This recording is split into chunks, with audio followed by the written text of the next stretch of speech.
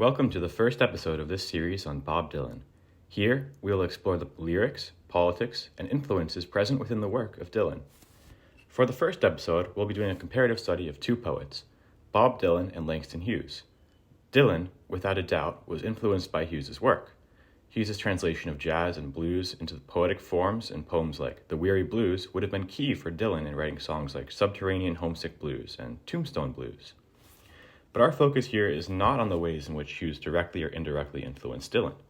What we'll be doing today is comparing the two poets as they deal with social injustice, specifically against Black Americans.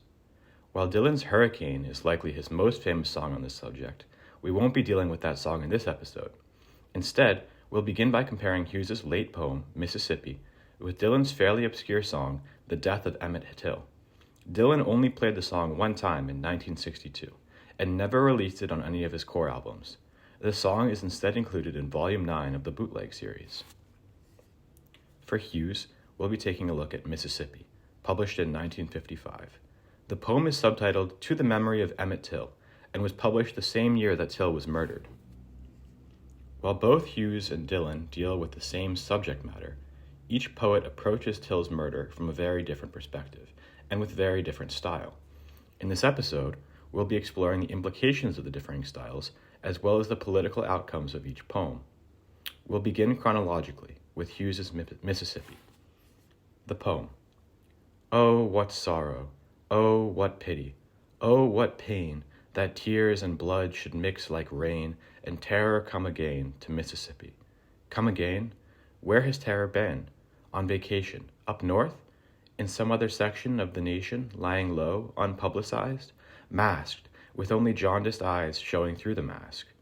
Oh, what sorrow, pity, pain, that tears and blood should mix like rain in Mississippi, and terror, fetid hot, yet clammy cold, remain. Hughes's poem is at once emotional and muted. The poem deals only obliquely with Emmett Till. It is undoubtedly about the boy's murder, but he is never actually named. Instead, we get a poem about terror.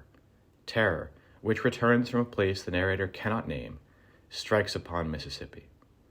It does not attack Emmett Till, rather, it attacks the entire state. The enactor of the terror is referenced, white violence in the form of masked terror, seeming to be a reference to the Ku Klux Klan. The poem's focus is not specifically on the murder of Emmett Till, but instead on the murder's aftermath, its effects upon the people, specifically the Black population of Mississippi. The ambivalent villain of the poem, terror, strikes without care. It is a force which, according to the narrator, seems invincible. It may recede for a time, but it will return. The poem includes no call to action, no spurring of hope. It is instead a poem full of mourning, of the inevitability of the persecution of Black people in America.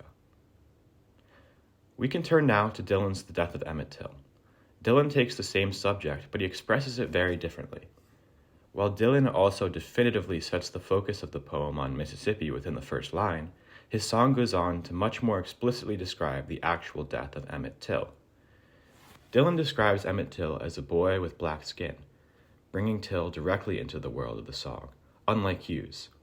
In the second stanza, Dylan immediately brings the listener to the barn where Till was beaten up and tortured. Dylan sings, "They tortured him and did some evil things too evil to repeat. There was screaming sounds inside the barn. There was laughing sounds out on the street." While Dylan refuses to bring us inside the barn, he locates the sound outside, recalling the sounds of laughter and the sounds of screaming, but not reporting the physical events which occurred inside the barn itself. Although Dylan gives us a much clearer picture of what happened to Till than does Hughes, both poets shy away from directly reporting exactly what happened. The third stanza describes the men rolling Till's body into the water.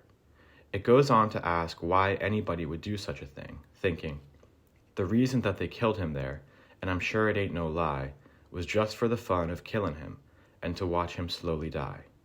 One might take some issues with this version of events, as it obviously elides the racial motive behind Till's murder. Coming from another perspective, though, Dylan does still manage to bring out the absolute inhumanity of the men's violent and horrifying action. What is expressed here is perhaps not the true motivation for the killing, yet it is still a human reaction to what has occurred.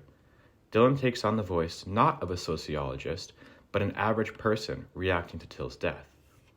The next 3 stanzas deal with the injustice of the trial, reporting that, on the jury, there were men who helped the brothers commit this awful crime. And so this trial was a mockery, but nobody seemed to mind. Again, with far more directness than Hughes, Dylan brings us into the trial of the men itself, an aspect of the crime which Hughes's poem does not touch on directly. In the final stanza of the song, Dylan begs the listener, if we gave all we could give, we could make this great land of ours a greater place to live. Once again, Dylan does something Hughes does not. He makes a direct exhortation to his audience to go out and make change. But why is it that Dylan's song is so different from Hughes's poem? I'd say the main reason is the occasion for the song and for the poem. While Hughes is writing a memorial, a kind of epitaph, Dylan is writing a finger-point song. Hughes here is towards the end of his career, while Dylan is just at the start. Dylan is writing with youthful energy and hope for change, while Hughes is writing a memorandum for the terror he has known his entire life. As such, the 2 writers present the same subject matter from very different perspectives. Hughes, through all his time writing during the Harlem Renaissance and beyond, Dylan, just towards the end of his time writing protest songs. As a result, the same subject is depicted through 2 very different modes. Thank you for listening to this first episode of my series on Bob Dylan. I hope you'll tune in for the next episode.